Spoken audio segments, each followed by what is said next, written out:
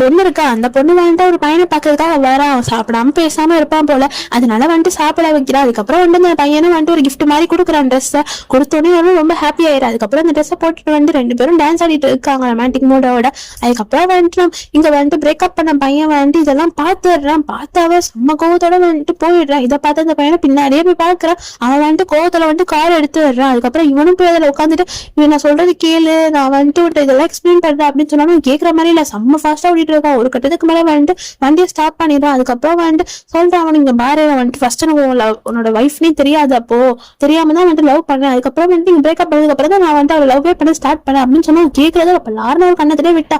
போதும், நான் நீ நம்பிக்கை துரோகம் பண்ணது உன் தம்பி மாதிரிலடா, பார்த்து எப்படி பண்ணிட்டேடா அப்படின்னு சொல்லிட்டு அவனும் கோவத்தோடய இருப்பான். நான் வந்து பாக்குறா பாத்துட்டு எங்கடா பண்ண ஆளக்கணுமே அப்படின்னு சொல்லிட்டு வீட்டுக்கு போய் பார்த்துட்டு அழுதுகிட்டே படுத்துடுறான். அவனும் வந்துட்டு இந்த மாதிரி நம்ம லவ் மேட்டர் வந்துட்டு தெரிஞ்சிருச்சு அப்படின்னு சொன்னா பரவாயில்ல விடு அப்படின்னு சொல்லிட்டு சொல்றேன். இந்த ரமாடா ஃபுல் வீடியோ வேணும் கீழே கொடுத்துட்டு செக் பண்ணி பாருங்க. Bye friends.